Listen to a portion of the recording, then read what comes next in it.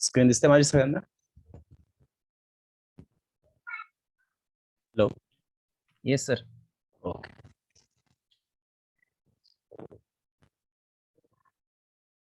Notepad plus ही link पाठवणार मी तुम्हाला. इथे येऊन तुम्ही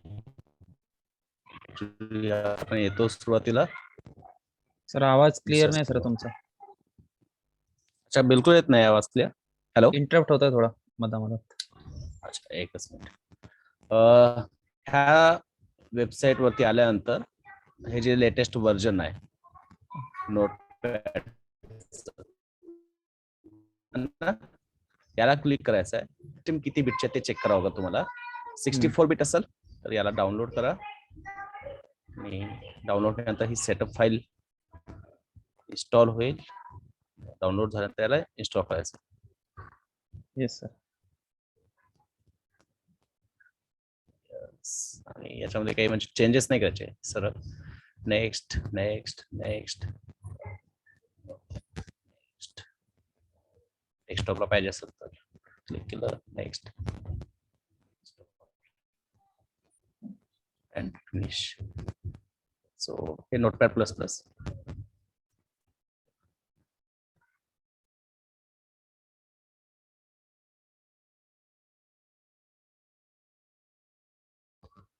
इन्स्टॉल झालेला तुमच्या पीसी वरती.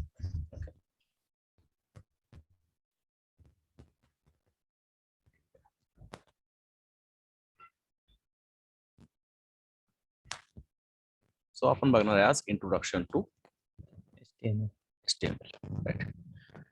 ते मी generally visual studio code use करतो है ना, बट तुम्ही नोटपॅड प्लस प्लस यूज करायचा आहे सुरुवातीचे ऍटलिस्ट 2 महिने तरी. Yes sir. कारण विज्युअल स्टुडिओ जे आहे ते स्मार्ट एडिटर आहे, ते ऑटो सजेशन देतं आणि आपण याच्यामध्ये नवीन आहे ना, HTML CSS जावास्क्रिप्ट ह्या सगळ्या गोष्टी आपल्यासाठी नवीन आहेत. सो ऑटो सजेशन हे आपल्यासाठी बेनिफिशियल असणार आहे सध्याला. टॅग्स आपण स्वतः लिहिले पाहिजेत तरच आपण पटकन त्याच्याशी काय होऊ, फॅमिलियर होऊ, ते लक्षात राहतील आपल्या. ऑटो सजेशन यूज केल्यानंतर आपण टॅग्स विसरून जाणार आहे, आपल्याला लक्षातच नाही राहणार आपण कुठले टॅग्स किंवा ते काय प्रकारे लिहायचं आहे, कशा प्रकारे लिहायचं हे लक्षात नाही राहणार. सो इंट्रोडक्शन टू HTML मध्ये मी इथे मी इथून दाखवतो सुरुवातीला. एक इथं फोल्डर बनवलं, त्याच्यानंतर नोटपॅड प्लस प्लस मध्ये गेलो मी. म्हणजे तुम्ही फोल्डर कसं बनवायचं हे मी तुम्हाला सांगतो.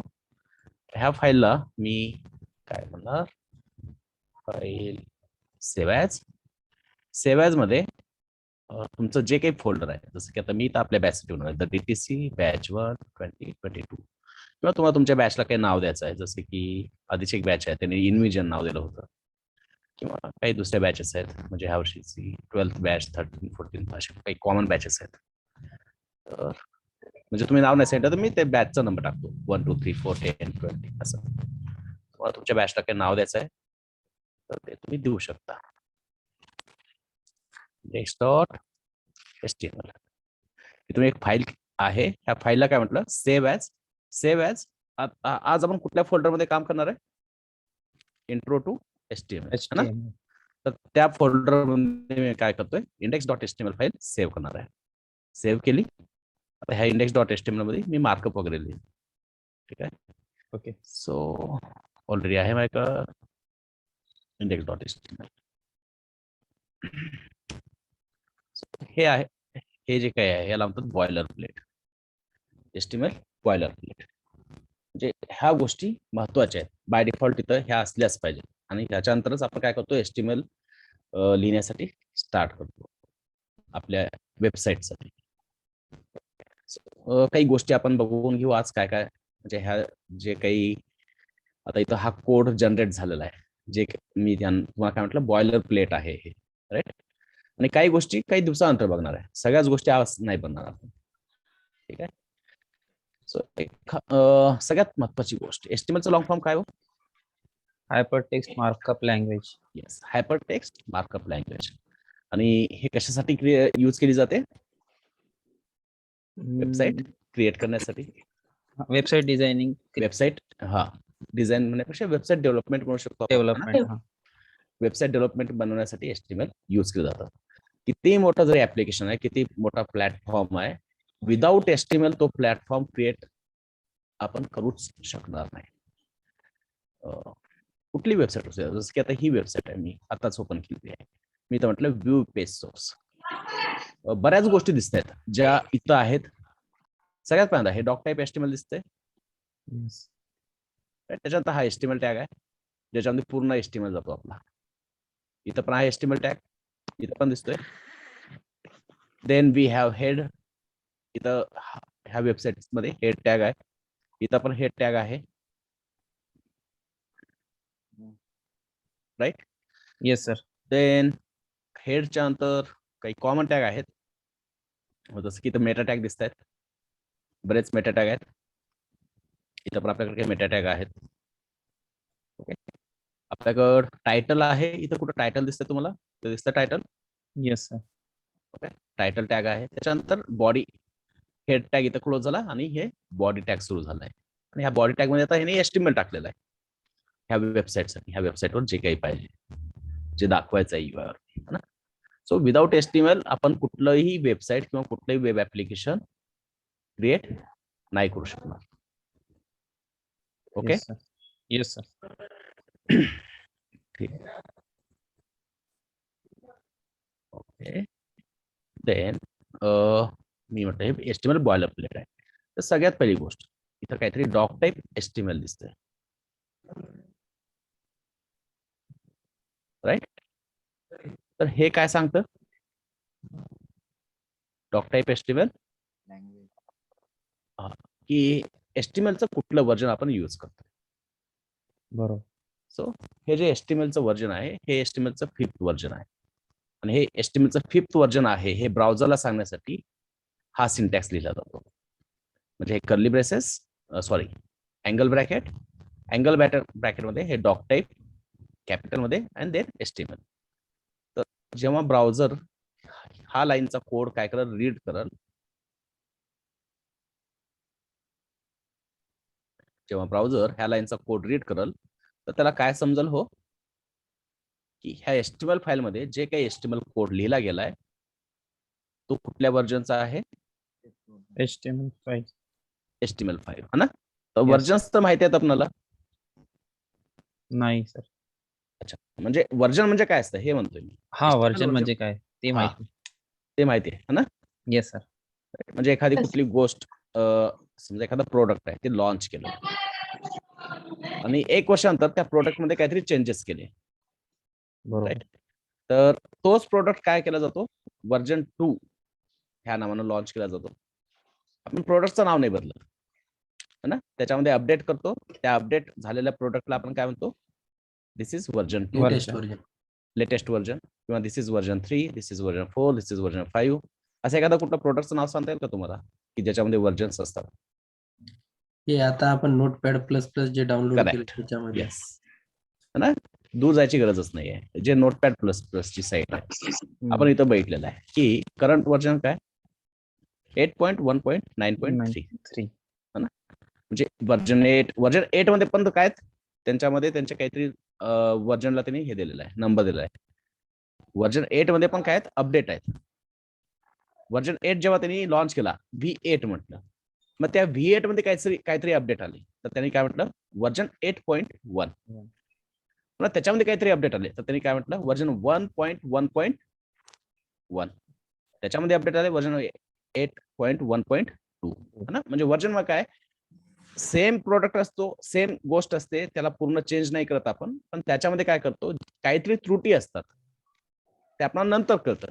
आपण एखादी गोष्ट बनवतो, ती बनवल्यानंतर यूज केल्यानंतर आपले म्हणजे काही क्लायंट यूज करतात, आपण पण टेस्टिंग करतो, आणि ती लॉन्च झाल्यानंतर आपल्याला कळतं की ह्याच्यामध्ये काहीतरी प्रॉब्लेम आहेत, किंवा याच्यामध्ये आपण काय करू शकतो, आणखी काहीतरी इम्प्रुव्हमेंट करू शकतो, जेणेकरून हे जे ऍप्लिकेशन आहे किंवा जे प्रोडक्ट आहे ते काय होईल, बेटर होईल. तर ते अपडेट आपण काय करतो, त्याच्यामध्ये इम्प्लिमेंट करतो आणि थोड्या वेळानंतर त्याला व्हर्जनचं नाव देऊन लॉन्च करतो.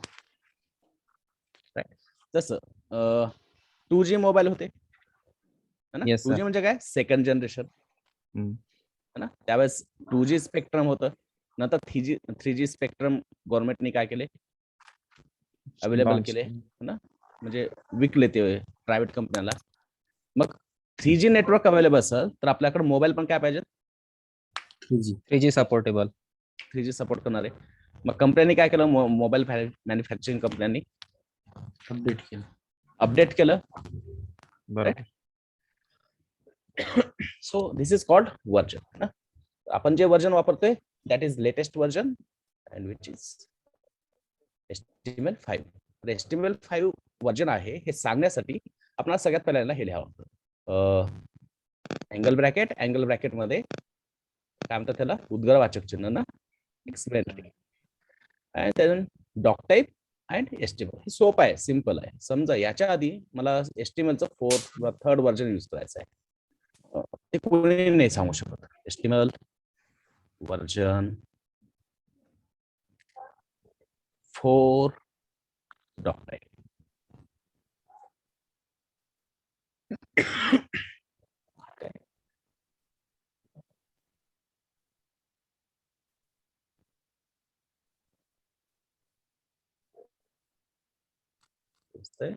दिसतंय Yeah.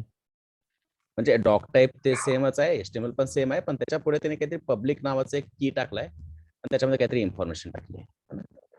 अशा गोष्टी पाठ करायला आवडत नाही तुम्हाला, कोणी विचारणार पण नाही है ना, कारण हे आपण वापरणारच नाहीये. फक्त मी सांगतोय तुम्हाला की HTMLचं 4th व्हर्जन आहे, तर हे ब्राउझरला सांगायचं असेल तर कुठलं डॉक टाईप डिक्लेरेशन वापरणार आपण, हे डॉक टाईप डिक्लेरेशन ना. डॉक टाईप डिक्लेरेशन म्हणतात त्याला. आपण पण Yes.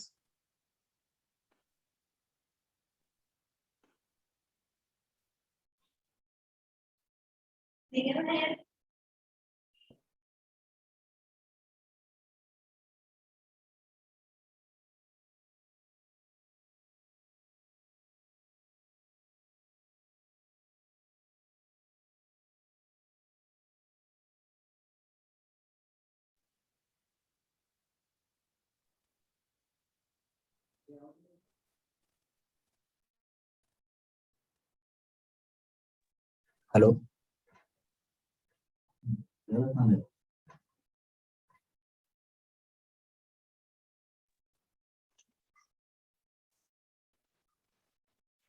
I think network issue झालाय. वायफाय पडला असं काही.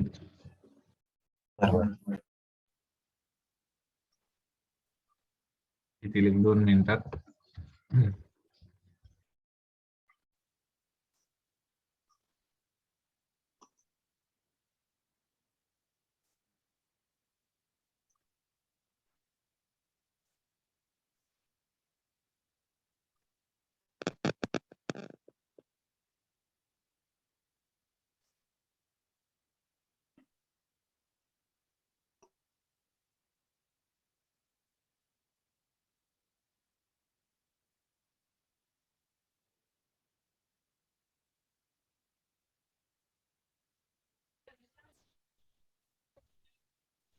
तोपर्यंत काय काय आयडिया आली आता, HTML चं काय काय सांगितले आता, कोणी सांगू शकते का?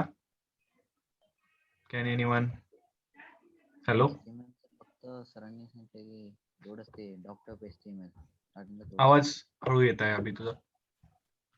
आता हॅलो. हा हो. हा आता रिसेंट कोणता आहे आता व्हर्जन 5th व्हर्जन आहे डॉक्टर HTML चं, आपण कोणतं वापरत HTML आहोत? चा हा हो. 5th व्हर्जन ते सांगितलेत. येस.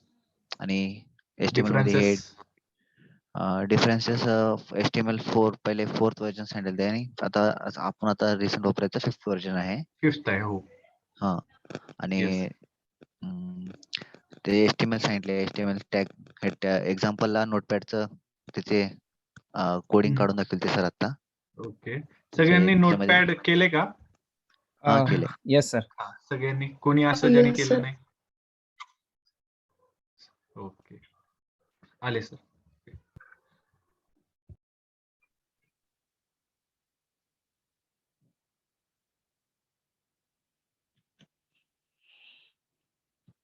डिस्कनेक्ट झाला, नेटवर्कचा इश्यू होता. ओके, सो काय डिस्कस होतो आपण, डॉक टाईप डिक्लेरेशन है ना, HTMLचं कुठलं व्हर्जन आपल्याला युज करायचं आहे हे जर आपल्याला सांगायचं आहे ब्राउझरला, आणि हे मॅन्डेटरी आहे, हे टाकलंच पाहिजे की आपण HTMLचं कुठलं व्हर्जन आपण काय करणार आहे आपल्या ह्या प्रोडक्टमध्ये किंवा आपल्या प्रोजेक्टमध्ये HTML फाईलमध्ये यूज करणार आहे, हे आपल्याला सांगितलंच पाहिजे. Yes, sir. राईट. सो त्यासाठी आपण काय म्हणणार, डॉक टाईप डिक्लेरेशन हे वापरणार आहे, कारण याच्या पुढे आपण काय करणार आहे HTMLचं 5th व्हर्जनच यूज करणार. यूज करणार आहे. ओके, इथपर्यंत काही क्वेश्चन आहे डॉक टाईप डिक्लेरेशन बद्दल? नाही सर. नाही सर. Then hello. हा यस, हे म्हणजे ब्राउझरला कसं समजेल की हे 5वं व्हर्जन आहे? ब्राउझरला ऑलरेडी सगळ्या गोष्टी माहिती आहेत, राईट. कारण ब्राउझर हा फार स्मार्ट आहे. जसं की आता ही वेबसाईट दिसते तुम्हाला W3 स्कूल. ओके, तर ह्या W3 स्कूल साठी जर आपण चेक केलं, इथे HTML दिसते फक्त. ओके, तर हा HTML कसा रेंडर करायचा आहे UI वरती ब्राउझरला माहिती आहे. हा HTML रेंडर केल्यानंतर त्याला CSS कशी अप्लाय करायची आहे हे ब्राउझरला माहिती आहे. बघा ना किती व्यवस्थित आहे, म्हणजे जी CSS अप्लाय केली आहे, इथं लोगो दिसते, त्याला काहीतरी फिक्स विड्थ हाईट आहे. किंवा मी ह्या मेनूवरती जर माऊस होर करतोय तर बॅकग्राऊंडला कलर येतोय, येस सर. राईट. किंवा ह्या मेनूवरती मी होर केला तर बॅकग्राऊंड थोडासा डार्क होतोय, dark black. Right, dark black होतोय. तर ह्या गोष्टी ब्राउझरला माहिती आहेत, आणि हे एका फाईलमध्ये होत नाहीये. इथं HTML ची फाईल वेगळी आहे, हे जे CSS चे इफेक्ट आहेत, कलर्स वगैरे. आता ह्या बटनचा कलर ग्रीन आहे, याला थोडस कॉर्नर राउंडेड आहेत, कॉर्नर शार्प नाही आहेत ना याचे, येस. Rounded आहे. याचा कॉर्नर तर टोटली राऊंड दिसतोय. तर हे जे CSS चा कोड आहे, किंवा इथं जो पार्ट आपण सिलेक्ट करतोय त्याचा बॅकग्राऊंड काय होतोय, ग्रीन होतोय. तर याची पण एक सेपरेट CSS फाईल आहे. ओके, किंवा मी एखाद्या बटनवरती काहीतरी क्लिक केल्यानंतर काहीतरी जावास्क्रिप्टची फंक्शनॅलिटी होते, तर ती जावास्क्रिप्टची पण काय असणार आहे, वेगळी फाईल असेल. वेगळी फाईल आहे. तर ह्या तिन्ही गोष्टी एकत्र आणून एक काहीतरी आउटपुट रेंडर करतो ब्राउझर, आणि तो आपल्याला दाखवतोय कुठं, आपल्या स्क्रीनवरती, ब्राउझरवरती.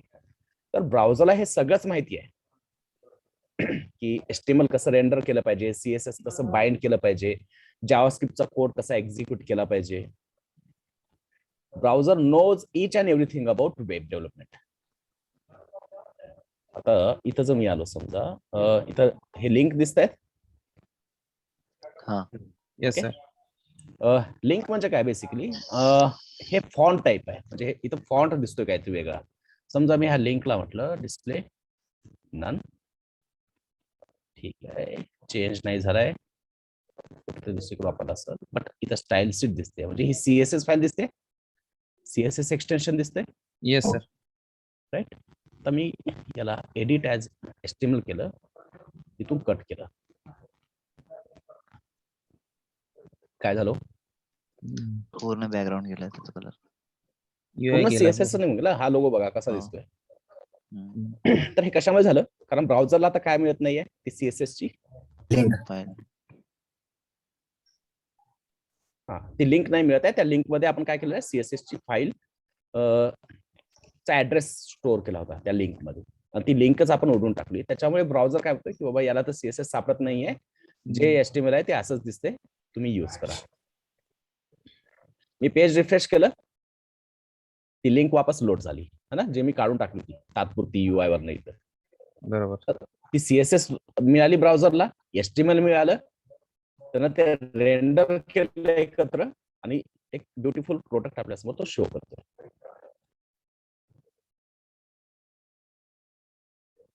आय होप क्लिअर असेल क्वेश्चन. हो. मग Yes, ते sir. डिक्लेअर कशासाठी करायचं आपण? काय डिक्लेअर, HTML टाईप. हा HTML5 टाईप हा का डिक्लेअर करायचा. Okay, nice question, very good. कारण HTML5 मध्ये काही गोष्टी इंट्रोड्यूस झालेल्या आहेत, लाईक काही टॅग्स होते, जसे की सेक्शन टॅग आहे, HTML4 मध्ये नव्हता. किंवा मला हिडर तयार करायचा आहे, हेडर टॅग नव्हता. हेडर म्हणजे काय, हे वेबसाईट वरती दिसतंय येस टॉपला ना, हे हेडर आहे आपलं. तर ह्या हेडर साठी काही टॅग वगैरे नव्हता. तर हे हेडर टॅग क्रिएट केलाय, किंवा मी जर बॉटमला आलो तर इथं काहीतरी फुटर असतो प्रत्येक वेबसाईटला. Yes sir. तो फुटर टॅग पण होता HTML4 मध्ये. तर HTML5 मध्ये आपल्याला काय मिळालंय, फुटर टॅग मिळालेला आहे. Okay, again we don't have video tag in HTML4. We don't have any tag for audio, and आणि बऱ्याच गोष्टी इंट्रोड्यूस आहेत. आपण त्या म्हणजे आता जर मी सांगितलं थोडंसं प्रॉब्लेम होईल किंवा कन्फ्युज होईल, बट बऱ्याच गोष्टी आहेत, बरेच टॅग्स आहेत जे HTML4 मध्ये नव्हते. राईट. अच्छा. याचा फायदा काय, हिडर म्हटलं तर हिडर म्हणल्यानंतर तुमच्या डोळ्यासमोर काय आलं, काहीतरी अं, हेडिंग असेल, heading website असेल. ची, हेडिंग है ना, आणि ते सुद्धा ब्राउझरला समजतं. हिडर टॅग म्हणल्या ब्राउझरला कळतं की this is the header of this web application, this is the header of this web site. तर तो त्याप्रमाणे काय करतो, त्या गोष्टीला रेंडर करतो. फुटर म्हटलं तर ब्राउझरला सुद्धा समजतं की फुटर आहे म्हणजे हे काहीतरी बॉटमचं सेक्शन आहे, हे वेबसाईटचं काय फुटर आहे. बरोबर. HTML5 मध्ये बऱ्याच गोष्टी इंट्रोड्यूस झाल्या आणि त्या यूज करायच्या असतील तर ब्राउझरला सांगावं लागतं की मी HTML5 यूज करतोय आणि HTML5 मध्ये जे काही गोष्टी ऍड ऑन झालेल्या आहेत त्या मला काय करायच्या आहेत, ह्या वेब पेज मध्ये किंवा ह्या HTML पेज मध्ये यूज करायच्या. त्यासाठी आपल्याला सांगावं लागतं की मी ब्राउझरला म्हणजे आपण सांगावं लागतं ब्राउझरला की मी HTMLचं कुठलं व्हर्जन यूज करतोय. ओके. Any doubt? सर जसं मगाशी आपण HTML4 साठी जे बाकीचं पण समोर लिहिलं होतं W3 समथिंग काही होतं. हा, तर त्याच्यामध्ये असं लिहिलं होतं त्यांनी की काही समथिंग व्हर्जन 4 असं, हा हा, येस. आणि यामध्ये म्हणजे HTML नंतर आपण काहीच नाही लिहिलं ना. काहीच नाही लिहिलं आहे, पण आता ते त्यांची चॉईस आहे, है ना. हा, म्हणजे ते कसं आहे, समज एखादं आपलं प्रोडक्ट आहे, बरोबर. राईट, त्या प्रोडक्टला काय नाव द्यायचं हे आपली चॉईस आहे अच्छा. ना. म्हणजे एखादा समज कपल आहे, त्यांना मुलगा किंवा मुलगी झाली, हा, तर हा. त्याला काय नाव द्यायचं ते त्यांची चॉईस आहे. आपण असं नाही म्हणू शकणार की त्याचं नाव तैमुरच का ठेवलं, त्यांची चॉईस आहे. आपण फक्त ऑब्जेक्शन घेऊ शकतो एखाद्या वेळेस, बरोबर. पण चॉईस त्यांची आहे, है ना. तर Yes, हे प्रोडक्ट जे आहे W3 कम्युनिटी आहे, ती काय करते, सगळे रूल्स अँड रेग्युलेशन डिसाइड करते HTML CSS जावास्क्रिप्टचे. तर एखादी गोष्ट कशी लिहायची, कशी वापरायची हे ते ठरवतात आणि त्यांनी सांगितल्याप्रमाणे आपल्याला यूज करावं लागतं.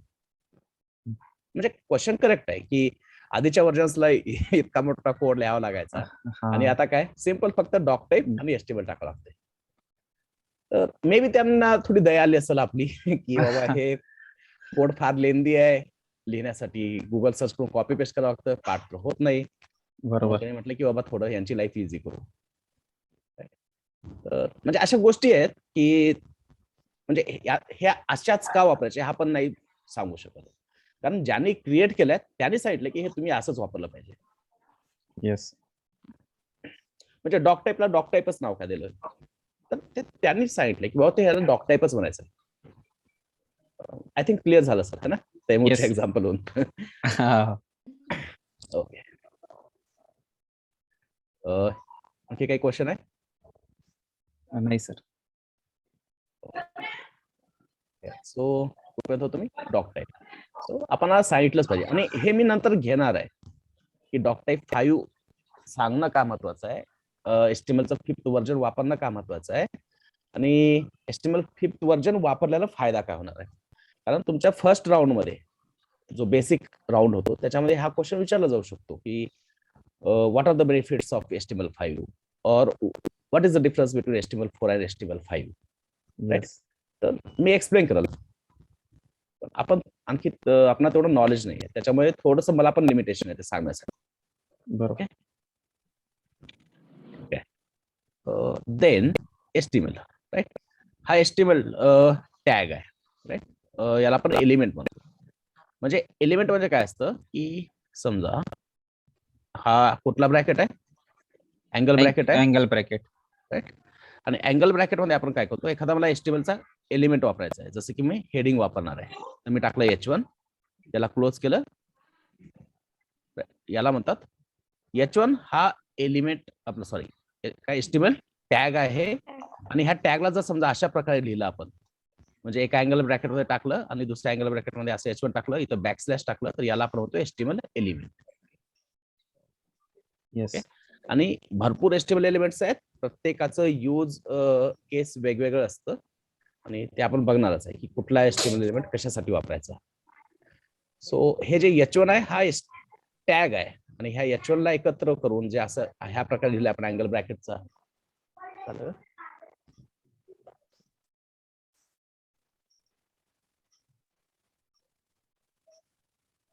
हॅलो.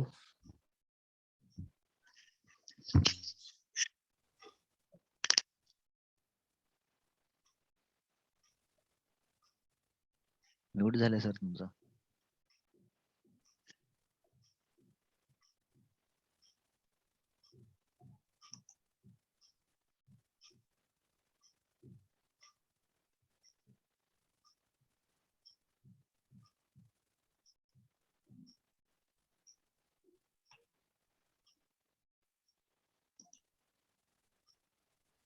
ओके.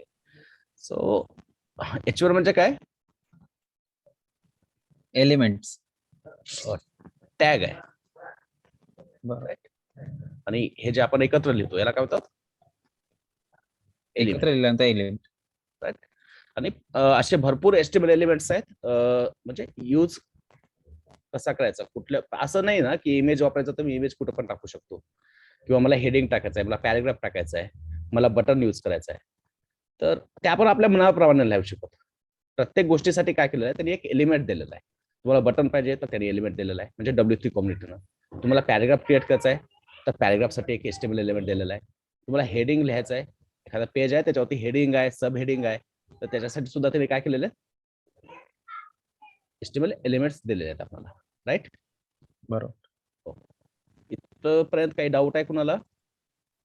सर H1 म्हणजे काय एक्झॅक्टली? H1 म्हणजे हेडिंग. ओके. बघणार आहे आपण ह्या सगळ्या गोष्टी हळूहळू. थोडंसं आपण एक 2-3 सेशन झालं ना हे सगळे क्वेश्चन्स आपोआप क्लिअर होत जातील. पण क्लिअर होत जातील म्हणजे असं नाही की विचारलं नाही पाहिजे विचारायचं. येस. ओके. आज पण दीपकच बोलतोय वर्षकतो थोडा बोला बाकी सगळे शांत आहेत.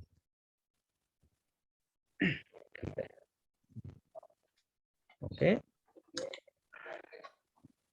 जे बोलणार नाहीत ना आपण त्यांना काहीतरी पेनॉल्टी चालेल का? अच्छा कोण म्हटलं चालेल?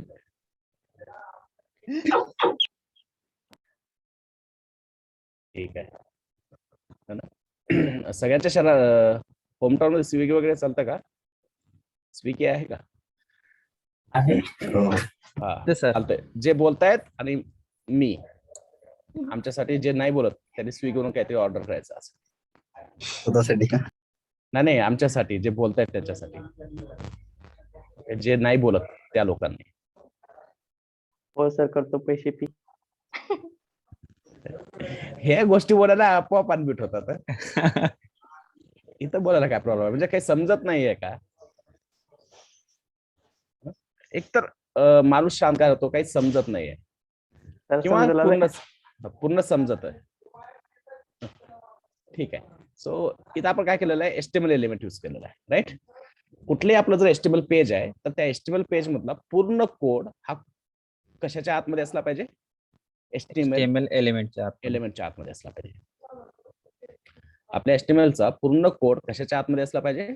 HTML एलिमेंटच्या आतमध्ये. राईट.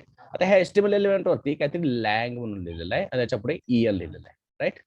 सो एखाद्या एलिमेंट वरती जर समजा असं काही कोड येतोय ना तर ती काहीतरी इन्फॉर्मेशन असते त्या HTML एलिमेंट बद्दल. तर बेसिकली इथं काय सांगते लँग्वेज कुठे असली पाहिजे? इंग्लिश. ओके. आता HTML एलिमेंट मध्ये पूर्ण कोड असला पाहिजे हे आपण म्हटलं. बट HTML एलिमेंट मध्येच आपला कोड नाही जाणार डायरेक्ट.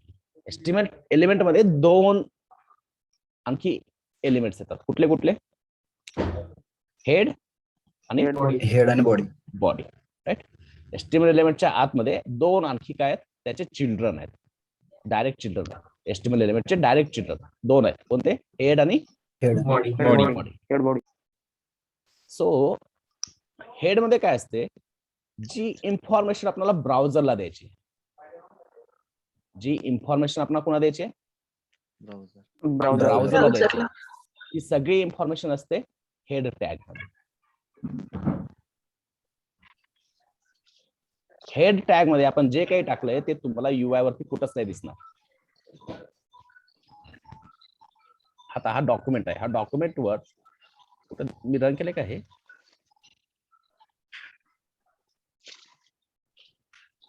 डॉक्युमेंट वर कुठे दिसतो का ह्या स्क्रीन वरती? नाही सर, टॅब मध्ये दिसतो. इथं दिसतोय है ना. कारण ते टायटलचं काय काम असतं की जे आपण टायटल मध्ये व्हॅल्यू टाकले ती इथे दिसते आपल्याला. तसे इथे HTML डॉक टाईप दिसतंय व्ह्यू सोर्स मध्ये. आता इथे HTML डॉक टाईप दिसतंय या बरोबर. पेज मध्ये डॉक टाईप डिक्लेरेशन. ह्या याचा मी काय करतोय, HTML कोड बघतोय. HTML कोड बघायचा आहे मला ह्या पेजचा. तर मी काय केलं, व्ह्यू पेज सोर्स म्हटलं. व्ह्यू पेज सोर्स मध्ये मी तर टायटल सर्च करतो. टायटल कुठं आहे का इथं? आहे टायटल. टायटल मध्ये काय लिहिलेलं आहे? HTML doc type declaration. तर काय दिसतंय आपल्याला? Declaration title doc type right. आता ह्या HTML मध्ये काही लिंक्स आहेत, जसं की ही स्टाईल सीट आहे. ह्या स्टाईल सीट मध्ये काय CSS आहे. Yes sir. तर ही CSS मधला लिहिलेला कोड आपल्याला इथं काही दिसतोय का ब्राउझर वरती?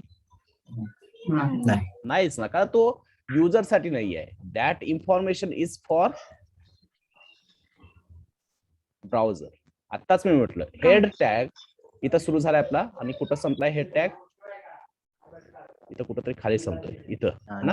Yes. तर याच्या आतमध्ये जेवढी काही CSS, जावास्क्रिप्ट आणि बाकीच्या गोष्टी आहेत, ह्या सगळ्या ज्या गोष्टी आहेत, ही सगळी जी इन्फॉर्मेशन आहे, ही सगळी इन्फॉर्मेशन कुणासाठी आहे? ब्राउझर ब्राउझरसाठी आहे ना. आणि आत्ताच आपलं वर्षिकेतून विचारलं की ब्राउझरला कसं कळतं की हे CSS कसं कुठून येते, कशी अप्लाय करायची. तर ब्राउझरला आपण हेड टॅग मध्ये सांगतो की दादा ह्या पेज साठी CSS मला कुठून वापरायची आहे? हे इथं लिंक पाठवली आहे ना आपण. ह्या लिंक मध्ये काहीतरी CSS लिहिलेली आहे मी. ती CSS काय करतो, याच्या बॉडीमध्ये जे काही HTML टॅग्स आहेत त्याच्यामध्ये वापर. हेड मध्ये जी काही इन्फॉर्मेशन असते that information is only for browser. Okay. आणि समजा आता युजरला म्हणजे आता हे आपली वेबसाईट बनवतोय आपण आणि ह्या वेबसाईट वरती आपण काहीतरी इन्फॉर्मेशन टाकली आहे. ती इन्फॉर्मेशन कुणाला दाखवायची आहे? युजरला. युजरला. ह्या वेबसाईटचा जो काही युजर असेल त्याला जर ही इन्फॉर्मेशन दाखवायची आहे, त्याच्यासाठी जर आपण HTML लिहितोय तर तो कुठं असेल? Body tag. Body.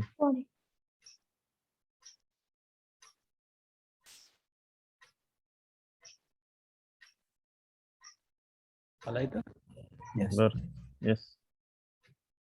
सो जो काही डिझाईन करायचा आहे आपल्याला, जो वेबसाईटसाठी ना, जे काही वेबसाईटचा डिझाईनचा कोड आहे, जे काही वेबसाईटचा HTMLचा पार्ट आहे, तो कुणाच्या आतमध्ये असेल? बॉडीच्या आतमध्ये. बॉडीच्या आतमध्ये. आणि कुठली CSS वापरायचा आहे, कुठला फॉन्ट वापरायचा आहे, किंवा बऱ्याच गोष्टी आहेत, की माझं याचं जे आहे टायटल आहे ना, तर ते जर मला चेंज करायचं आहे. राईट. सो HTML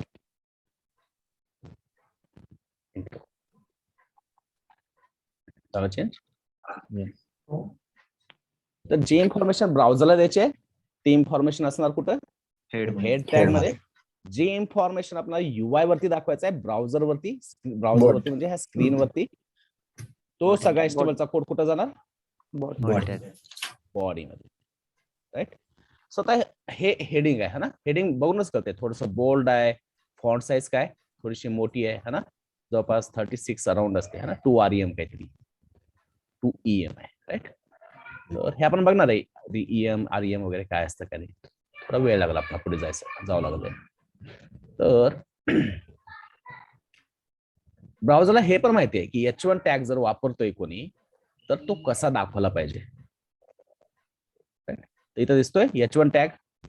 आणि H1 टॅगला काहीतरी त्यांनी गोष्टी अप्लाय केल्या आहेत. म्हणजे हे फॉन्ट साईज आहे, म्हणजे याची साईज किती ठेवायची ह्या टेक्स्टची. राईट. किंवा हे फॉन्ट वेट आहे. हा जो टेक्स्ट आहे बोल्ड दिसतोय एकदम. Yes sir. तर हे ब्राउझरला माहिती आहे की हे जर हेडिंग टॅग आहे तर हे काय असलं पाहिजे, याच्यात टेक्स्ट बोल्ड असला पाहिजे. बोल्ड असला पाहिजे. त्याची फॉन्ट साईज थोडीशी मोठी असली पाहिजे.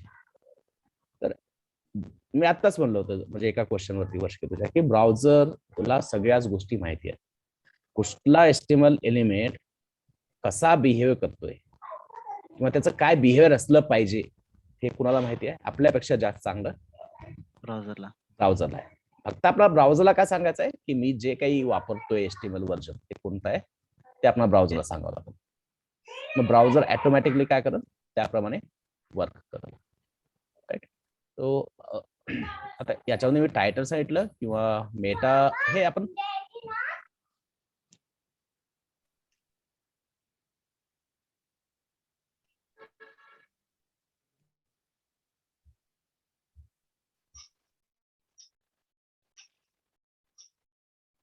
हेड मध्ये आणखी भरपूर इन्फॉर्मेशन असते, भरपूर टॅग्स असतात, बट आपण आत्ताच त्या गोष्टी नाही बघणार आहे.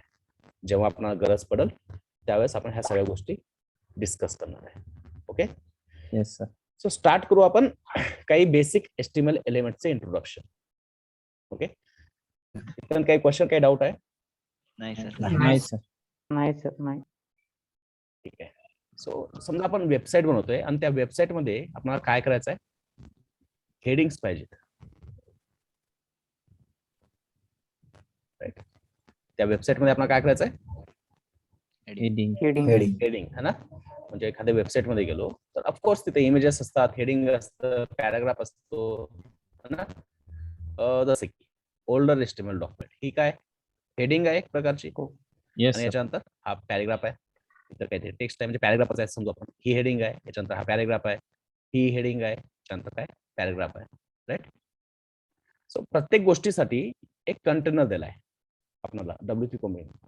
म्हणजे एखादी इन्फॉर्मेशन आहे, ती इन्फॉर्मेशन आपल्याला काय करायचं आहे एचटीएमएल मध्ये लिहायची आहे.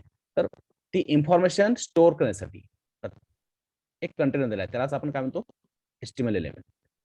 आणि प्रत्येक कंटेनरचं एक वैशिष्ट्यपूर्ण काम आहे आणि ते त्याच प्रकारे यूज केलं पाहिजे. म्हणजे समजा इथं एक हेडिंग आहे आणि ह्या हेडिंग मध्ये मी काय म्हणतोय की पॅराग्राफ टाकला, असं नाही चालणार.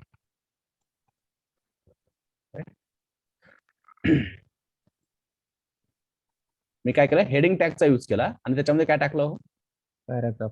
पॅराग्राफ टाकला. आणि समजा आता हे पॅराग्राफ सारखं दिसत नाही, सरळ सरळ करते की पॅराग्राफला काय झालेलं आहे हेडिंग टॅग इथं बाइंड झालं म्हणजे हेडिंग सारखं दिसतोय. आणि हे युजर बघितल्यानंतर त्याला समजू शकतं की हे असं असायला नको आहे. मग आपण थोडंसं स्मार्ट आहे ना, मला CSS वगैरे येते. मी याला काय केलं फॉन्ट साईज म्हटलं 16 पिक्सल अँड जे फॉन्ट वेट आहे बोल्ड असतं ना हेडिंग टॅगचं. मी त्याला काय म्हटलं नॉर्मल आणि येस. CSS अप्लाय केली. आता हा पॅराग्राफ दिसतोय. पण आपण front end developer as a front end developer we can fool users, but आपण ब्राउझरला वेळ नाही करू शकत.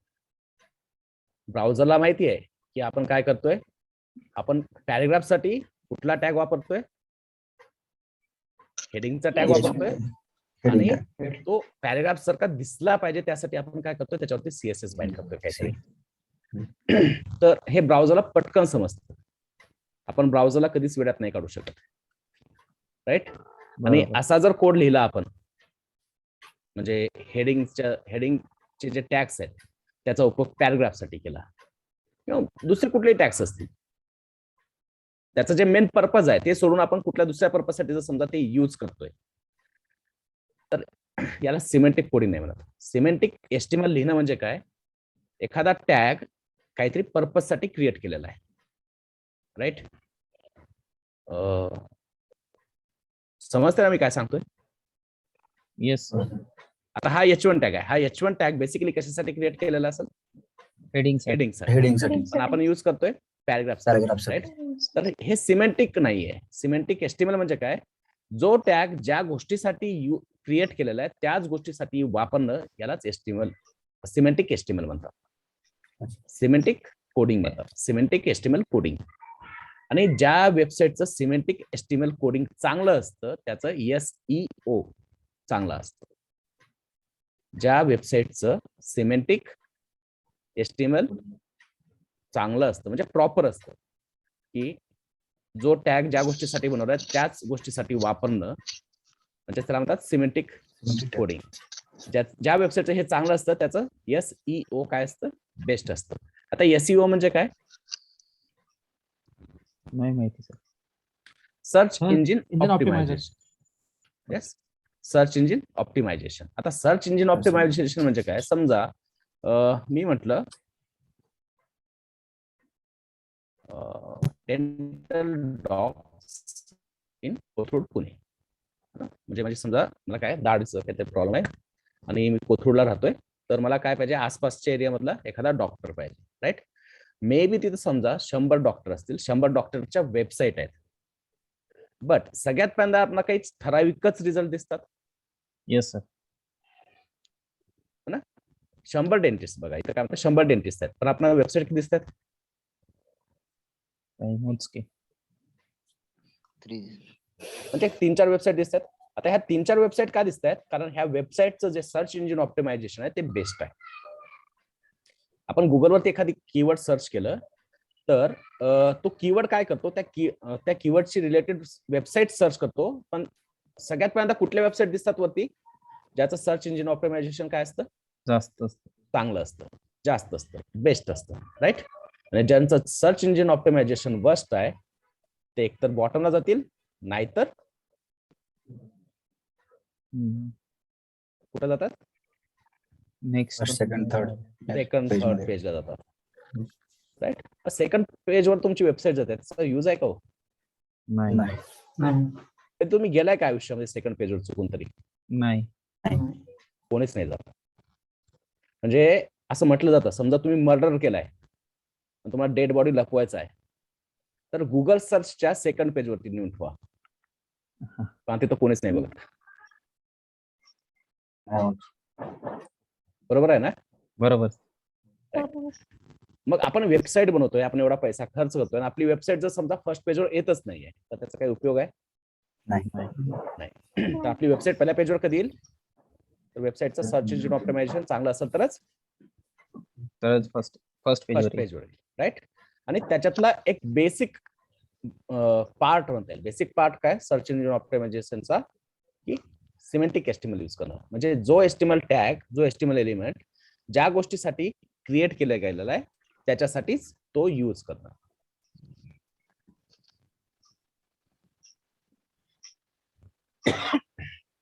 Hello, yes sir. क्लिअर आहे? Yes sir. हो सर. ठीक आहे. सो आपण आता काय करतोय, हेडिंग टॅग, राईट. आता मी इथं हेडिंग मध्ये काहीतरी टाकलं होतं, ठीक आहे.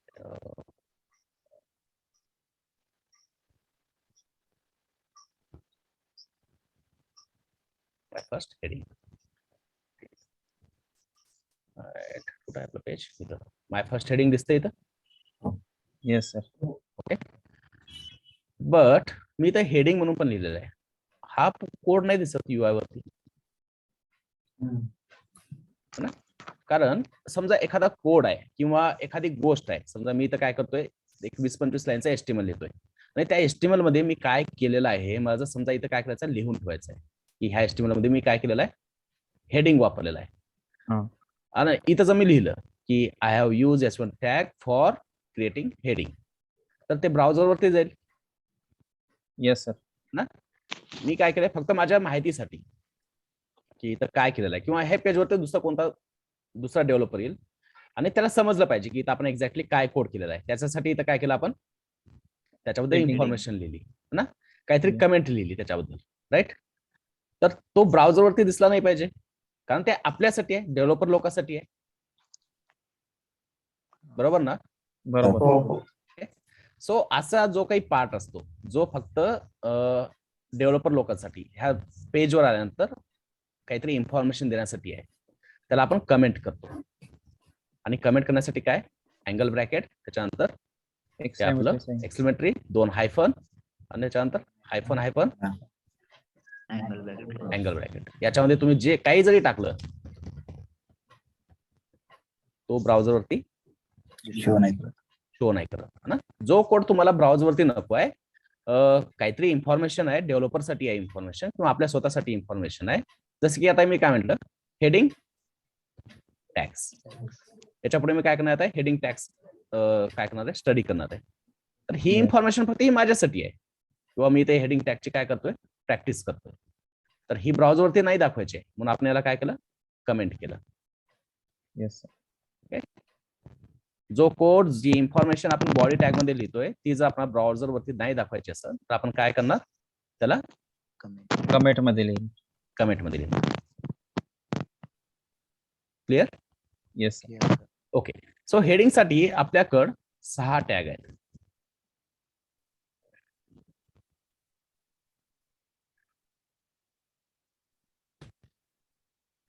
H1, H2, नेक्स्ट काय चालू होता?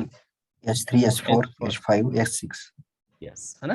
6 टॅग आहेत म्हणजे आपल्याकडे H1, H2, H3, H4, H5, H6. Okay. Difference काय दिसतोय? Size. त्यांच्या ऑर्डर नुसार त्यांची साईज, है ना. कमी कमी होत जातं. फॉन्ट साईज म्हणू शकतो याला, है ना. फॉन्ट हा. साईज काय होते, कमी कमी होत जात आहे. राईट. सो आपली जे रिक्वायरमेंट आहे त्या रिक्वायरमेंट नुसार आपण H1 to H6 मधला कुठला पण टॅग वापरणार. पण कधी वापरणार, आपल्याला काय क्रिएट करायचं असेल तर हेडिंग. Heading tag. इथं मी कमेंट काय टाकली आहे, आपल्या समजण्यासाठी टाकली आहे. कुठला टॅग म्हणले, हेडिंग. हेडिंग. आपल्या वेबसाईट मध्ये जर समजा आपल्याला हेडिंग करायचं आहे किंवा सब हेडिंग करायचं आहे ना, हेडिंग आहे तर आपण H1 वापरला. आता त्याचं सब हेडिंग आहे. सब हेडिंग कधी पण काय असतं, हेडिंग पेक्षा छोटंच असतं ना. Yes sir. आपण इथं वापरला H2. राईट. बरोबर. आणि हे आपण जेव्हा डिझाईन बनवायला स्टार्ट करू त्यावेळेस आणखी क्लिअर एक्झॅक्टली कसं वापरायचं हेडिंग्स वगैरे.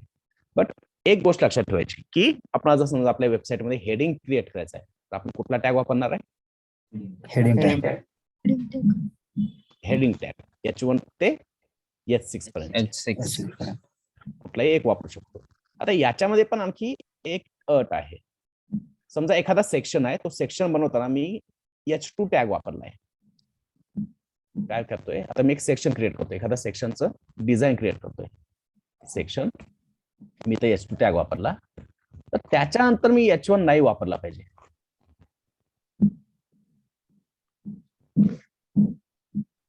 मी जर समजा H2 टॅग वापरलाय तर त्याच्यानंतर मी काय केलं नाही पाहिजे, H1 नाही वापरला पाहिजे. H1 वापरलं तर काही फरक नाही पडत, म्हणजे युजरला नाहीच कळणार काहीच.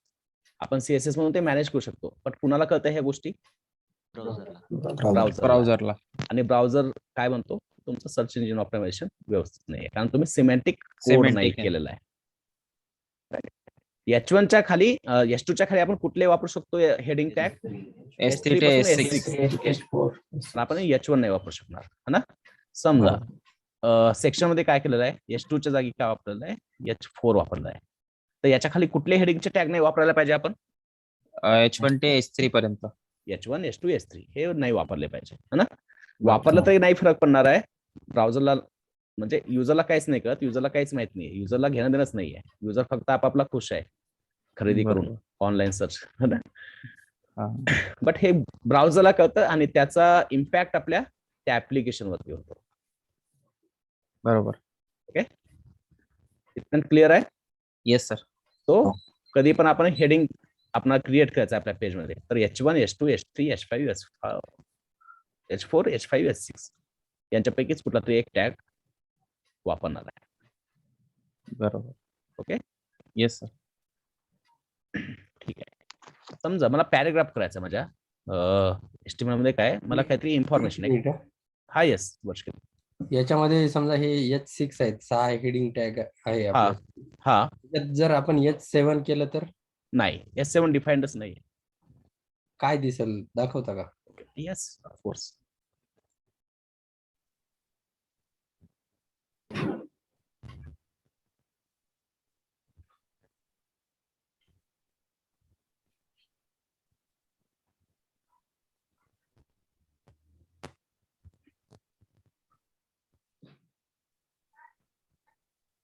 H1 दिसतोय. येस. बट आता हे जे हेडिंग्स आहेत याचा लुक अँड फील आणि याचा लुक अँड फील चेक करा. म्हणजे ते पॅराग्राफ Different आहे. आता हे ऍक्च्युली हे आधी वर्किंग होत होतं. म्हणजे समजा मी H7 जर असं टाकलं आणि त्याच्यामध्ये कोड टाकला तर तो पहिला वर्कआउट होत नव्हता. एक म्हणजे 5-6 वर्षा खालच्या गोष्टी सांगतो मी. बरोबर. आता ह्या गोष्टी होत आहेत वर्कआउट. म्हणजे H7 टाकलं तर ते ऍज अ टॅग सारखं दिसतंय. हे H7 आपल्याला इथे UI वरती दिसतंय का? नाही. त्याच्या आतमधला कंटेंट दिसतोय. बरोबर. राईट. म्हणजेच ह्या गुगल क्रोमनं काय केलेलं आहे, H7 ला ऍज अ HTML एलिमेंट म्हणून ट्रीट केलेला आहे. बरोबर. आणि हे कशामुळे वर्क होतंय, तर आता कस्टम एलिमेंट्स आपण क्रिएट करू शकतो. अच्छा. म्हणजे वेब डेव्हलपमेंटमध्ये इतके ड्रॅस्टिक चेंज झाले आहेत मागच्या 10 वर्षामध्ये. मी तुम्हाला म्हणजे कालच्या सेशनमध्ये म्हणलं की जावास्क्रिप्टमुळे मागच्या 10 वर्षामध्ये फ्रंट एंड मध्ये इतके चेंजेस किंवा इतकं अपग्रेडेशन झालेलं आहे, त्याच्यामुळे आपल्याला डिमांड आलेलं आहे. आणि त्याच्यातला हा एक पार्ट म्हणजे काय, custom component, custom HTML element, त्याला कॉम्पोनंट म्हणतात. म्हणजे इवन समजा हा सेक्शन आहे, सेक्शन मध्ये S3 आहे, S3 च्या खाली P आहे आणि हा पार्ट मी काय करतोय माझ्या वेबसाईट मध्ये एक 100 जागी वापरतोय. तर ह्या पूर्ण HTML चा काय करू शकतो आपण, एक कस्टम HTML एलिमेंट बनवू शकतो. म्हणजे समजा मी तसं म्हटलं की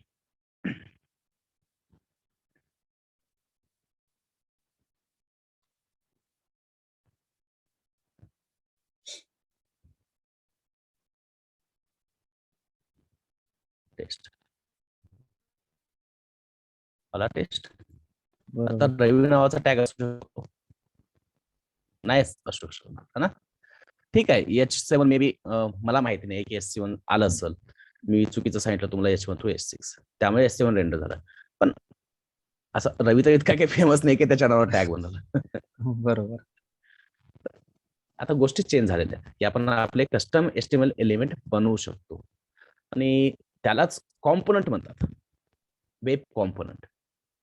ओके. आणि ते वेब कॉम्पोनंट आता हा ब्राउझर क्रोम आहे, V8 engine, the most powerful engine, JavaScript engine. Okay. तर तो ऑटोमॅटिकली सगळ्या गोष्टी ऍडजस्ट करून घेतो. सगळ्या ब्राउझरची वर्कआउट नाही होत. किंवा आपण एखादा कस्टम HTML कॉम्पोनंट क्रिएट करायला चाललो, हा सेक्शनला समजा मी काय म्हणलं माय सेक्शन म्हटलं आणि हा पूर्ण HTML कोड त्याच्यामध्ये टाकून दिला, तर तो वर्कआउट नाही होणार. तर त्यासाठी आणखी काहीतरी गोष्टी आहेत, पॉलिमर JS वगैरे म्हणून आहे. ते पॉलिमर JS काय करतं, आपण एखादा कस्टम HTML एलिमेंट बनवला तर त्याला प्रॉपर HTML एलिमेंट सारखं रेंडर करतं ब्राउझरमध्ये. आणि ह्या गोष्टी आपण थोडं म्हणजे अँग्युलर वगैरे मध्ये गेल्यानंतर आपल्याला समजतील की कस्टम कॉम्पोनंट कसे क्रिएट करतात आणि त्या कॉम्पोनंटला आपण HTML एलिमेंट सारखं रियूज कसं करू शकतो. आणि अँग्युलरला पण त्यासाठी पॉलिमर JS वापरलेला आहे. ओके. बट हे असं नाही यूज करू शकत आपण. हे जरी रेंडर जरी होत असेल तर हे आपण असं यूज नाही करू शकत. नाही तर मग ती सिमॅटिक HTML नाही आहे. बरोबर. ओके, ठीक आहे. नेक्स्ट पॅरेग्राफ है ना. पॅरेग्राफ म्हणजे काय, हेडिंगच्या Of course. नंतर लिहिलेली. ना काहीतरी टेक्स्ट इन्फॉर्मेशन आहे, 10-15 लाईनचा टेक्स्ट आहे, तरच ते आपण त्याला काय म्हणतो, पॅरेग्राफ म्हणतो. राईट. सो इथं मी लोरेम एप्सन असं काहीतरी कंटेंट टाकतोय आणि ह्या पॅरेग्राफ मध्ये टाकला. चालू दिसतोय पॅरेग्राफ. येस. सो आपण जर समजा आपल्या वेबसाईट मध्ये पॅरेग्राफ पाहिजे असेल तर आपण कुठला टॅग वापरणार, P टॅग. आणि असं काही फार अवघड नाहीये, त्या टॅगचं नाव वाचल्या वाचल्यास आपल्याला समजून जातं. H stand for heading, heading, P stand for paragraph. Paragraph. Right. Yes sir. पण असं नाही करायचं की पॅरेग्राफ हेडिंग साठी वापरलाय आणि हेडिंग टॅग पॅरेग्राफ, Paragraph. असं कधीच नाही करायचं.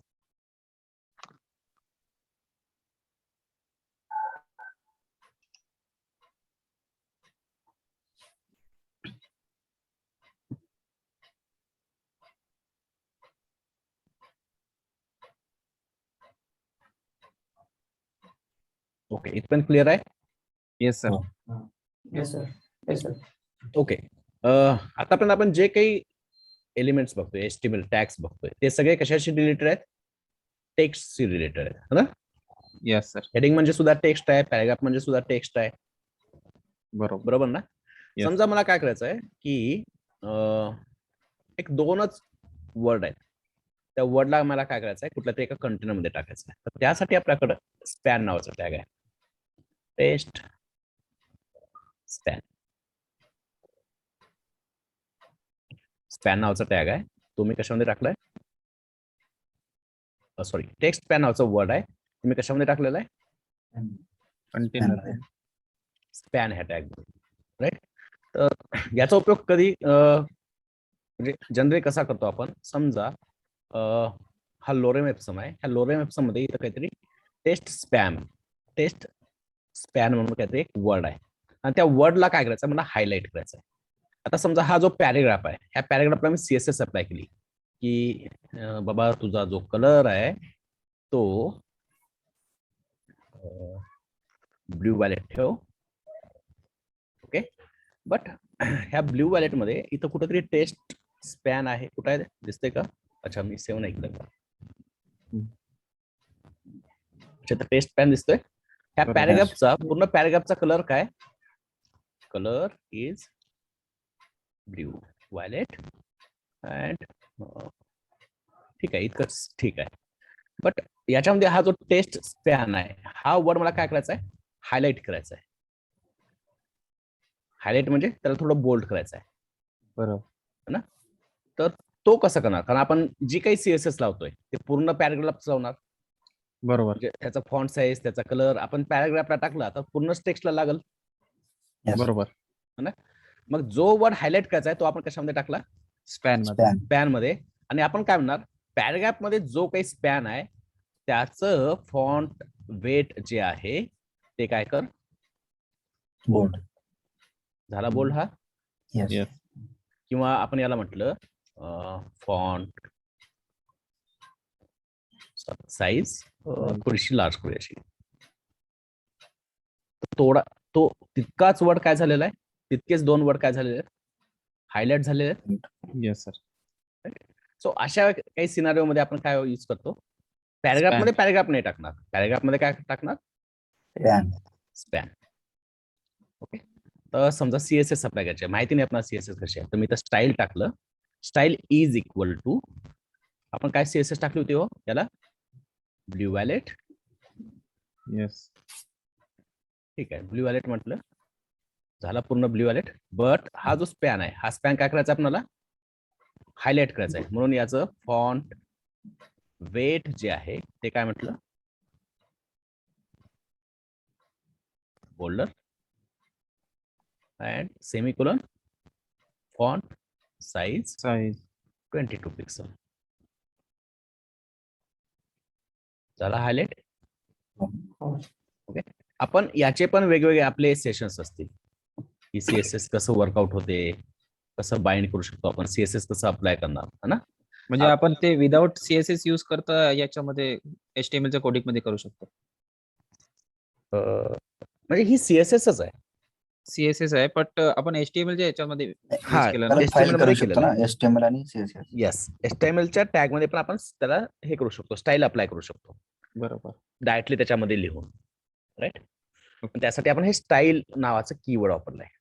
ओके, अच्छा. तर ठीक आहे, स्टाईल नावाचं कीवर्ड वापरलेलंच आहे, तर ह्याची पण इन्फॉर्मेशन घेऊ. समजा एखादा HTML एलिमेंट आहे, त्या HTML एलिमेंटचा जो हा स्टार्टिंग वाला पार्ट आहे, हा स्टार्ट आहे आणि हा एंड वाला सेक्शन आहे. बरोबर. आपला पॅराग्राफ इथं स्टार्ट करतोय आणि एंड कुठं करतोय, इथं. आणि ह्या दोन्हीच्या मध्ये काय असेल, त्याचा कॉन्टेंट, त्याची इन्फॉर्मेशन. आता ह्या पॅराग्राफ मध्ये बऱ्याच गोष्टी येतात, म्हणजे समथिंग इज इक्वल टू, त्याला काहीतरी व्हॅल्यू असते, हे स्टाईल आहे इथं. किंवा इथं जसं बघू शकताय, इथं HTML टॅग आहे आपला, हा ना, HTML एलिमेंट आहे, याच्यामध्ये language is equal to English म्हणलेलं आहे, राईट. आता हे जे काही असे वर्ड्स येतात HTML टॅगच्या स्टार्टिंग वाल्या सेक्शन मध्ये, त्याला आपण काय म्हणतो, ऍट्रिब्यूट. स्टाईल किंवा आणखी दुसरं काय भेटलं आपण, language. These are what, attributes. Generally आता इंग्लिश मध्ये ऍट्रिब्यूट्स म्हणतात. ऍट्रिब्यूट्स जनरली इंग्लिश मध्ये आपण वर्ड कधी वापरतो हो,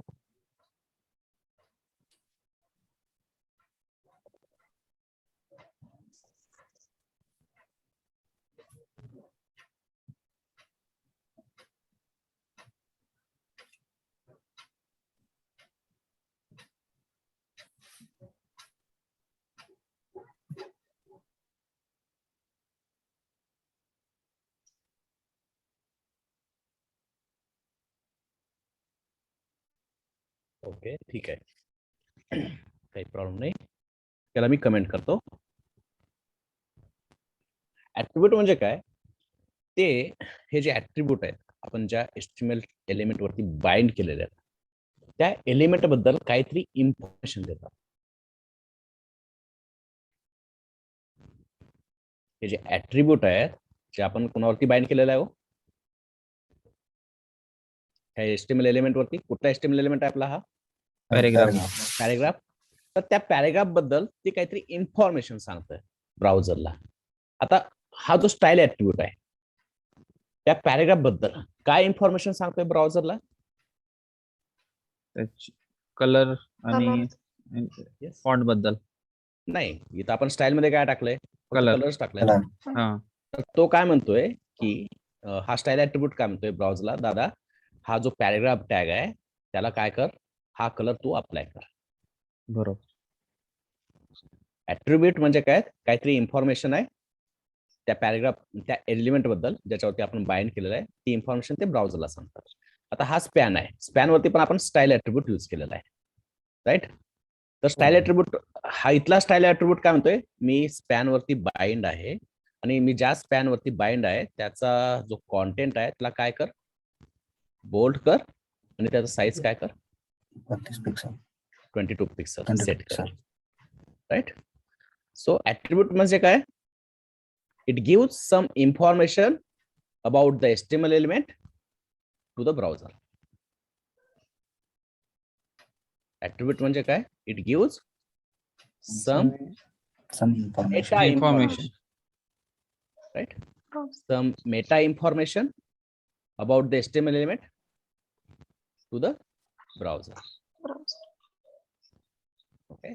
आपण भरपूर ऍट्रिब्यूट्स बघणार आहे. मी तुम्हाला आणखी 4-5 याची डेफिनेशन सांगेल. बट मी जेव्हा असं काहीतरी सांगतोय ना मराठीमध्ये एक्सप्लेन करत करत नंतर मी तुम्हाला एखादा इंग्लिश मध्ये वर्ड सांगतोय, ती म्हणजे काय? त्या गोष्टीची ती काय डेफिनेशन. बरोबर. आणि हे रेकॉर्डिंग तुम्ही जेव्हा डबल बघता तर ह्या प्रत्येक गोष्टी तुम्ही नोट डाऊन केल्या पाहिजेत तुमच्या नोटबुक मध्ये. येस. फर्स्ट डे पासून तुमच्या yes. स्वतःच्या नोट्स तुमच्याजवळ असल्याच पाहिजेत, बरोबर. राईट? तर जेव्हा जेव्हा मी सांगल म्हणजे एखादं मला इंग्लिश जास्त बोलायला नाही आवडणार, ऑफकोर्स मराठीमध्ये मी जेवढं चांगलं एक्सप्लेन करतो त्याला तेवढं इंग्लिशमध्ये नाही जमणार.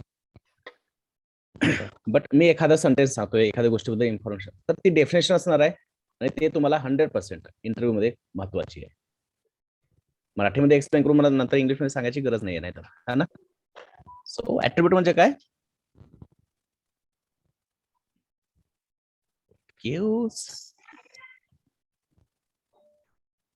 It gives information to browser. Browser. Meta information information. म्हणायचं शेवटी, मेटा इन्फॉर्मेशन म्हणायचं. It gives some meta information of HTML element to the बरोबर. browser. ठीक आहे. बट याच्यामध्ये आणखी थोडंसं मला क्लिअर नाही होत आहे. आता मी काय म्हणतोय, ऍट्रिब्यूट म्हणजे it gives Meta information of HTML element. पण कुठल्या HTML एलिमेंटची? सगळ्याच HTML एलिमेंटची मेटा इन्फॉर्मेशन देतो तो ना. तो ऍट्रिब्यूट ज्या HTML एलिमेंट वरती आपण बाइंड केलाय त्याच HTML एलिमेंटची तो इन्फॉर्मेशन ब्राउझरला देईल.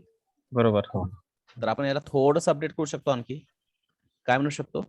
It gives some meta information of the HTML element on which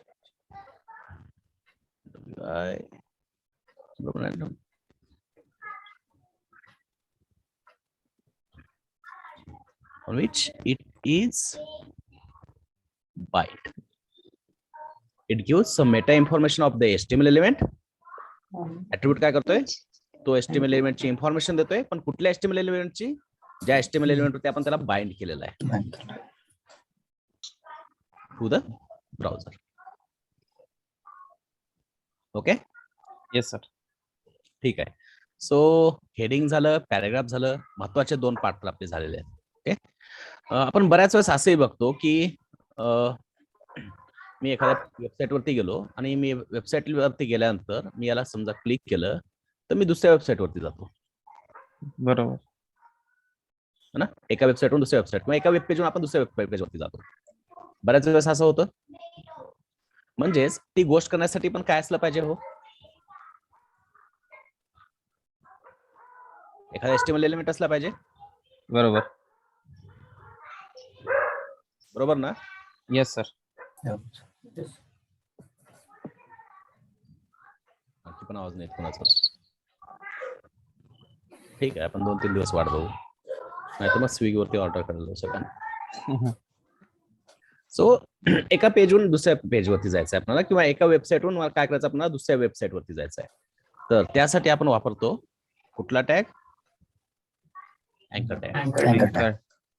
okay. आणि अँकर टॅग लिहिण्याची पद्धत कशी आहे, HREF. AHREF.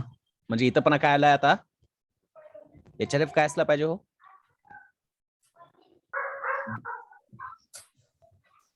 HREF हा अँकर टॅगचा काय आहे, Attribute. ऍट्रिब्यूट आहे. बरोबर. जसं जर स्टाईल ऍट्रिब्यूट आहे है ना, तसा स्टाईल यूज केलाय आपण. जिथे HTML एलिमेंट स्टार्ट केलाय त्या सेक्शन मध्ये आपण style is equal to something लिहिलेला आहे. इथं पण अँकर टॅगचा जो स्टार्टिंग वाला पार्ट आहे त्याच्यामध्ये HRF is equal to something लिहितोय. येस. सो आता हा अँकर टॅग आहे. ह्या अँकर टॅग मध्ये काय म्हणतोय, गेल्यानंतर इथं काय म्हणतोय, go to the Google website. म्हणजे युजरनं समजा इथं क्लिक केलं तर तो एक्सपेक्ट काय करतोय, कुठं जाईल, झाला पाहिजे. Google website. गुगलच्या वेबसाईट वरती. मग त्याला जर गुगलच्या वेबसाईट वरती न्यायचं आहे तर आपण काय करावं लागतं, गुगलच्या वेबसाईटचा जो ऍड्रेस आहे तो ऍड्रेस आपण कुठं टाकावा लागतो, ह्या HREF मध्ये. राईट. बरोबर. तर आता हा जो HREF ऍट्रिब्यूट आहे तो ब्राउझरला काय सांगेल की युजरनं येऊन समजा ह्या अँकर टॅगवर क्लिक केलं तर काय करायचं आहे तुला, या वेबसाईट वरती जायचं आहे. ह्या वेबसाईट वरती जायचं आहे जी HREF मध्ये ते आपण टाकलेली आहे, म्हणजेच गुगलच्या वेबसाईट वरती जायचं आहे. ठीक आहे, बघू, चेक करू वर्क होते का हे. अरे वा, परफेक्ट वर्क होतंय है ना. येस. राईट. सो एका पेजवरून दुसऱ्या पेजवर किंवा एका वेबसाईटवरून आपल्याला काय करायचं आहे, दुसऱ्या वेबसाईटवर जायचं आहे. तर त्यासाठी आपण काय वापरणार, अँकर टॅग. अँकर टॅग. ठीक आहे. बट आता हा अँकर टॅग जो आहे, मी ह्याला क्लिक केल्यानंतर तो कुठं ओपन होतोय, सेल्फ तिथं वेबसाईट गुगल. त्या सेल्फ वेब म्हणजे त्याच Same टॅब मध्ये मध्ये. होतोय, सेम टॅब मध्ये. सेम टॅब मध्ये ओपन होतोय. बट आपण काय करायचं आहे, सेम टॅब मध्ये ओपन होऊ द्यायचं आहे. त्याला क्लिक केल्यानंतर तो ओपन करायचा आहे कुठं, दुसऱ्या टॅब. दुसऱ्या टॅग मध्ये. नवीन टॅब मध्ये है ना. तर बरोबर. त्यासाठी मी आणखी एक अँकर टॅग घेतोय. इथं मी टाकलं W3 स्कूल, जिथं की तुम्ही रोज गेलं पाहिजे. Go to okay.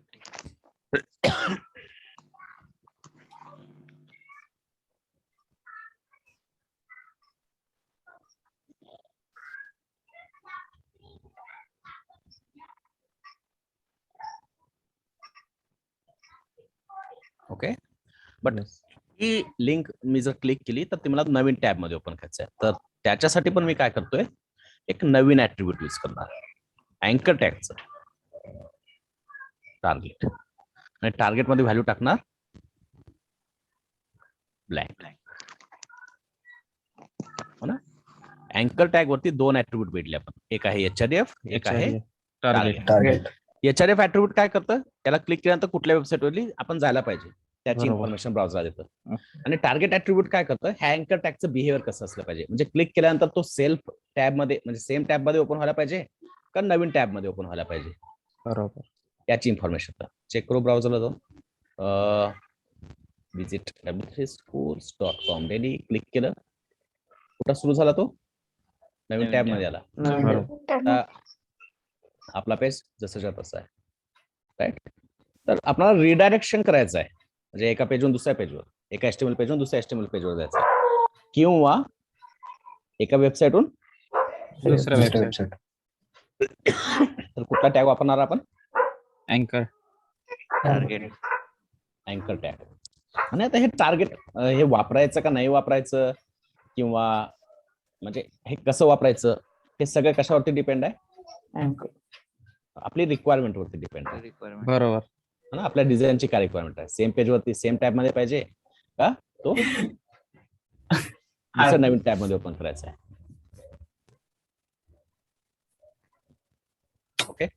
Yes sir.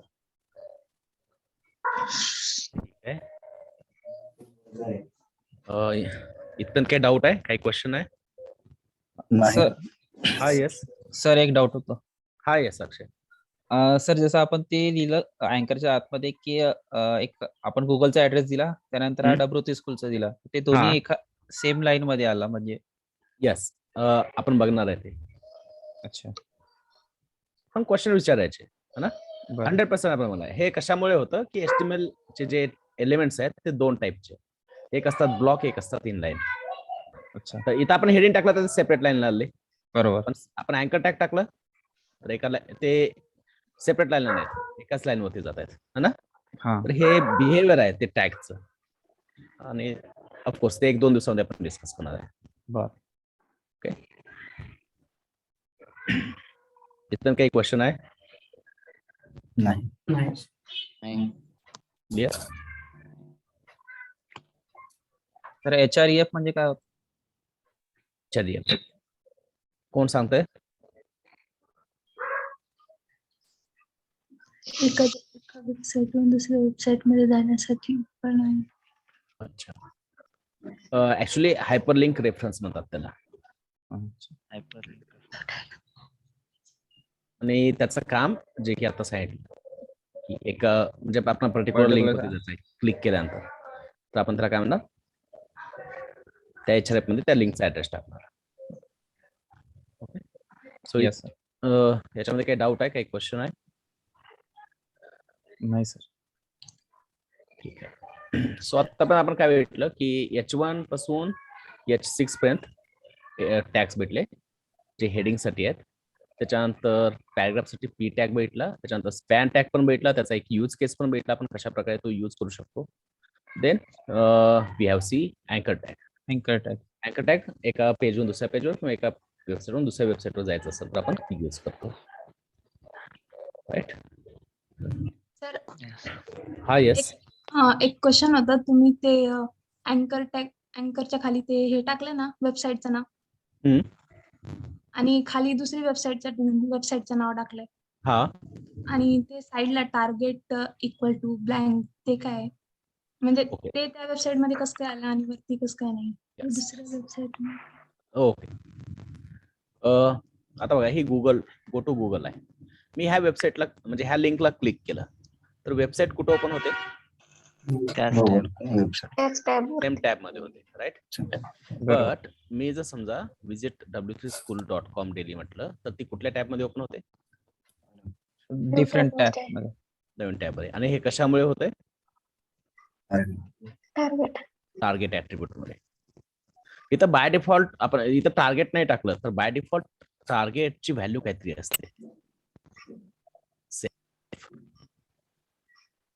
जेव्हा आपण टार्गेटची व्हॅल्यू काय करतो, सेल्फ सेट करतो, तर तो काय होतो, म्हणजे करायची गरज नाहीये सेल्फ सेट. अच्छा. बाय डिफॉल्ट सेल्फच असतं. सेल्फ सोडून जर दुसरं काही पाहिजे असेल आपल्याला तर आपण काय करतो, टार्गेटची व्हॅल्यू सेट करतो. मला वाटतं बऱ्याच जणांचं कन्फ्युजन झालंय राव. बरेच जण उशिरा जॉईन होतात. मला आता याचा मेसेज दिसला. गजानन जॉईन झालाय? नाही, गजानन लेट झाला. तुलसीनं पण आता जॉईन केलं वाटतं. Yes sir. ऍक्च्युली मी सांगितलं होतं काल 7:30 ला जॉईन व्हायचंय म्हणून. बट याच्यानंतर टाइम असा हे नाही होणार, चेंज नाही होणार. आपला एक फिक्स टाइम राहील. उद्या मॉर्निंग 7:45 उद्यापासून फ्रायडे पर्यंत. ओके. 7:45. हा, 7:45 AM मॉर्निंग. हा मॉर्निंग. आणि हा फिक्स टाइम राहील. आणि हा टाइम सोडून जर काही समजा चेंज असेल तर मेसेज टाकत जाईल मी पुढच्या वेळेस. आय थिंक मला वाटलं काल सगळ्यांनी ऐकलंय त्यामुळे मी मेसेज नाही टाकला, बट इट्स माय बॅड. याच्यापुढे मी अपडेट करत जाईन टाइम जर समजा चेंज झाला तर. ओके. Okay sir. सो तुलसी आणि म्हणजे बाकीचे जे अब्सेंट आहेत त्यांनी Hello. रेकॉर्डिंग बघून घ्या एकदा, आणि काही इश्यू असेल तर तुम्ही मेसेज करू शकता मला. ओके. हॅलो. हा येस वर्ष. ते टाइम आपण 8 पासून पुढे करू शकतो का? 8ला केलं तर दोघांचा प्रॉब्लेम आहे. मग 1च तास मिळेल आपल्याला. दीप्तीचा आणि विशाखा नाहीये का? आहे सर. अच्छा, तुम्ही दोघं एकाच याच्यावरती हा. जॉईन आहे. ठीक आहे. त्यांना 9 वाजता निघावं लागतं. हा म्हणजे आता हे आपलं मॉर्निंगला किती दिवस चालेल? मॉर्निंग डेलीच असेल. डेली असेल का? डेली असेल. HTML सेशन जे आहेत मॉर्निंग डेली असतील आणि 3 आठवड्यानंतर आपण जावास्क्रिप्ट स्टार्ट करणार. ते रात्री 9 वाजता असेल. 9 ते 10:30. नाही आता डेली नाईटला राहणार नाही का मग? नाही आता नाही राहणार. 3 आठवडे समजा. हा 3 आठवडे.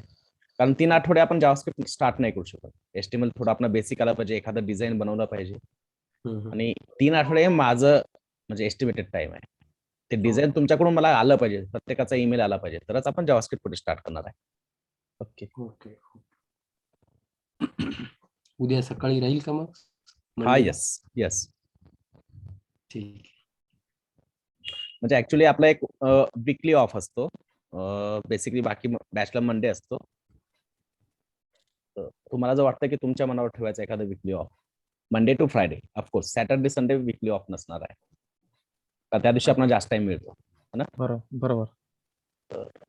उद्या तर घेऊ आपण, मग तुम्ही ठरवा किंवा नंतर मी सांगाल की एखादा दिवस त्या दिवशी आपण सकाळी नाही घेणार, आठवड्यातून एक दिवस. ठीक आहे. मंडे तसं सर, पुढल्या मंडे पासून. हा, पुढल्या मंडे पासून उद्या घेऊ आपण. म्हणजे आता सुरू केलंय आणि लिंक तुटायला नको, त्यामुळे सुट्टी हो, नको म्हणतो. बरोबर. मंडे पासून.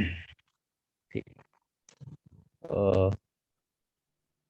आता काय करायचंय तुम्हाला एक्झॅक्टली?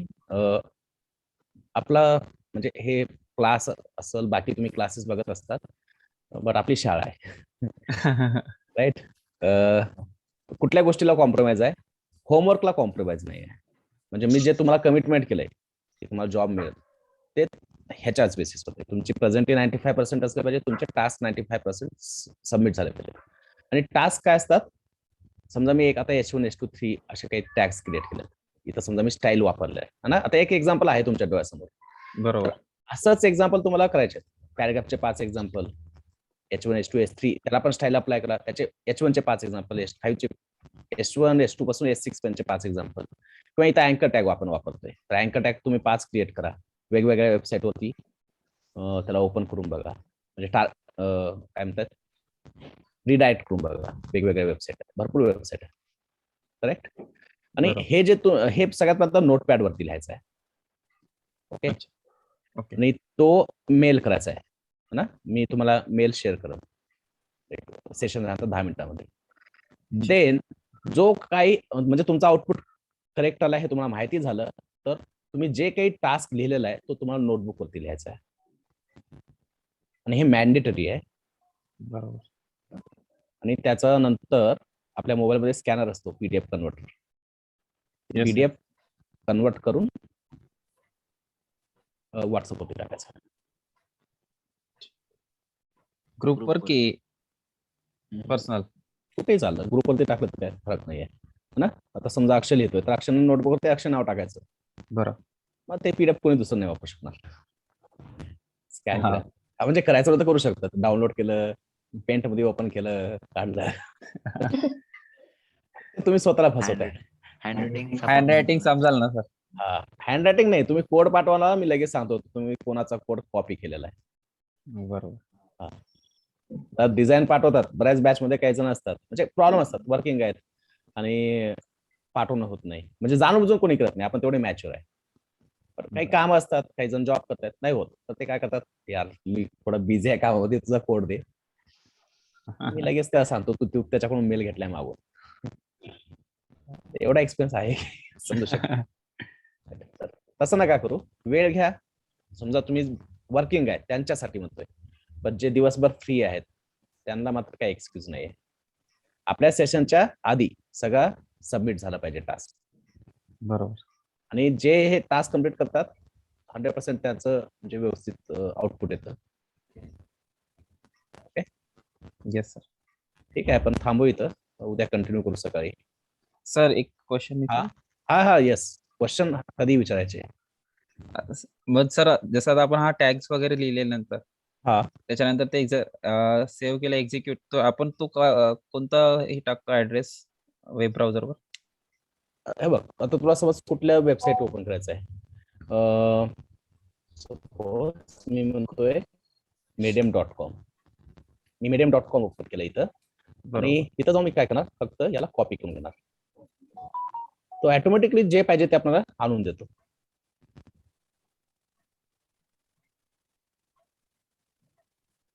URL काय असते हे आपल्याला माहिती नाही ना. बरोबर. तर ते त्या वेबसाईट वरती जायचं, तिथं चेक करायचं त्याची URL काय.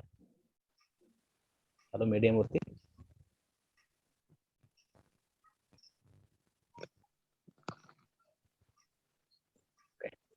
आणि दुसरी गोष्ट, आता हे समजा तुम्ही हे फोल्डर क्रिएट केलं, ही फाईल क्रिएट केली. आता मी थोडंसं वेगळ्या प्रकारे रन केलंय. तुमच्याकडे विजुअल स्टुडिओ नाहीये, तुम्ही नोटपॅड प्लस वापरणार आहे, तर इथे यायचं, डबल क्लिक करायचं, डायरेक्टली काय होतो ब्राउझरला रन होईल. Okay okay. आणखी काही क्वेश्चन आहे? नाही सर.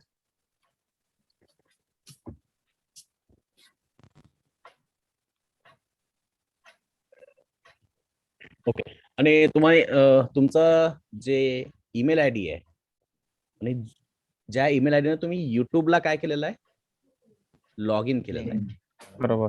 तो ईमेल आयडी पाठवायचा आहे. कारण याच्यानंतर मी तुम्हाला जे काही रेकॉर्डिंग्स आहेत ते युट्यूब थ्रू सेंड करल आणि ते फक्त आणि फक्त आपल्या बॅच मधल्या स्टुडंटला दिसतील.